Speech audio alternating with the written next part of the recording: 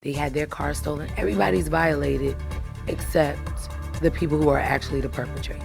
These kids are brazen and they just don't stop. They don't stop for anything, and they'll drive 100 miles an hour to just take off on the police. They were driving on the sidewalk, deliberately driving on the sidewalk. Anybody could have been hurt or killed.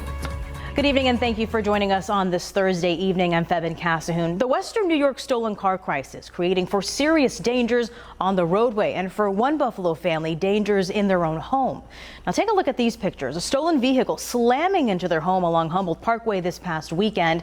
The owner voicing her disappointment tonight, saying that there needs to be more accountability taken when it comes to these damages. The head of police echoing that message to 7 News. Local law enforcement agencies saying that they're enhancing their relationship and teaming up to crack down on this crisis. Tonight we hear from Buffalo police on these efforts. The Buffalo woman, as she hopes for a larger community conversation about prevention, and the Erie County Sheriff's Office, who are enhancing their patrols by taking to the skies.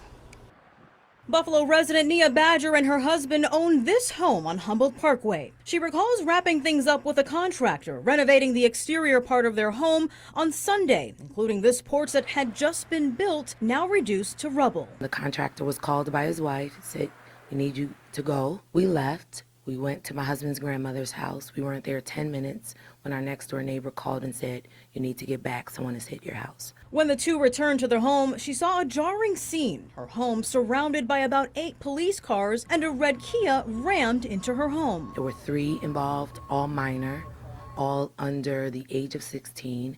In fact, the young lady we saw hyperventilating and having a panic attack outside the police car was one of my husband's students that he teaches daily. Badger's husband is a middle school teacher with Buffalo Public Schools. The disappointing revelation is a reminder for Badger, also a teacher herself, to continue the conversation of how teens should be held accountable. These are children that grow up to be adults, that raise the next generation, and if we're not reaching them, and if they're not having any consequence for the actions that they're taking, what are they going to teach? Buffalo Police Commissioner Joseph Gramaglia doubled down on the accountability factor. The owners of those vehicles, the people that are reporting them stolen, is that when the police department calls you, we need you to move forward with charges. We need you to sign charges.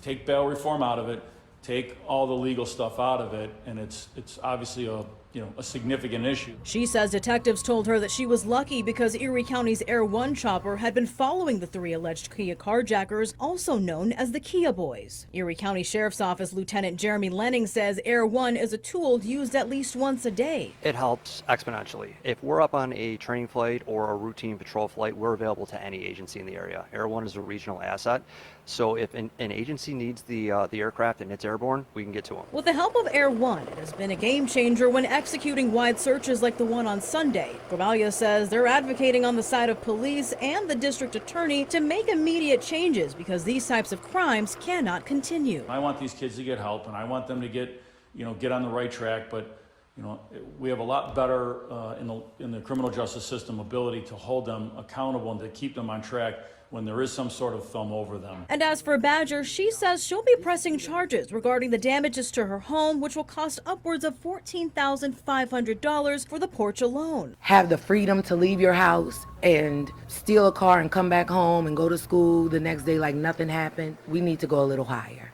So if there's somebody who's in the field, grassroots effort, major effort, it doesn't matter. We need to band around our community. Now, Air 1 is a 2001 model, which was bought by Erie County in 2002 and has been flying since 2003, helping agencies in Erie County and beyond, including in Canada.